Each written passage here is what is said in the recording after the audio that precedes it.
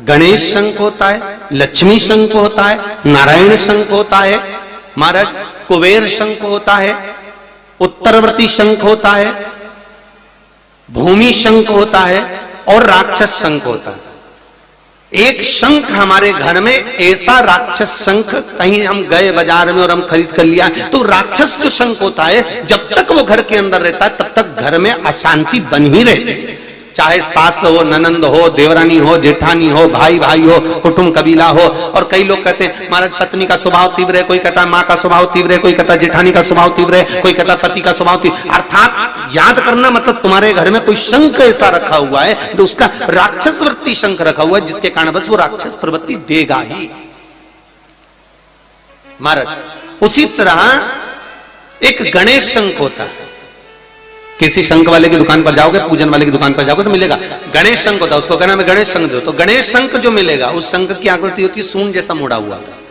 तो उस गणेश शंख में पानी डालकर महाराज उसमें एक कमलगट्टा, कमलगट्टा जानते हो किराने की दुकान पर मिलता है काले कलर का, वो कमलगट्टा उसमें पटक दिया जाता है शुक्रवार के दिन।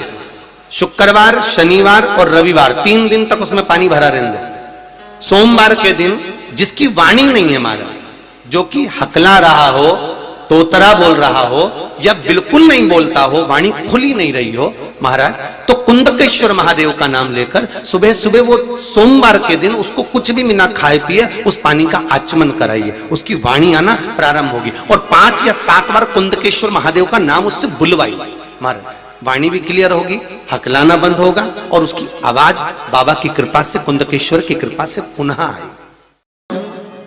पितरों के लिए जल छींटते हैं तो क्या गणेश शंख की रेखा का प्रयोग भी कर सकते हैं? नहीं। एक बात का ध्यान दीजिएगा, गणेश मुखी जो शंख होता है, जो बच्चा तोतरा बोलता है, जिसकी वाणी नहीं होती, श्रवण शक्ति किसी बुजुर्ग व्यक्ति की हो, जवान व्यक्ति की हो या कोई अधेड़ जिसकी श्रवण शक्ति कम होती चली जा रही है, जिसके सुनने की शक्ति कम हो रही हो, बोलने की शक्ति कम हो, वाणी में हकलापन हो, तोतरापन हो, गणेश मुखी शंख वहां काम आता है। गणेश मुखी शंख का प्रयोग वहां होता है।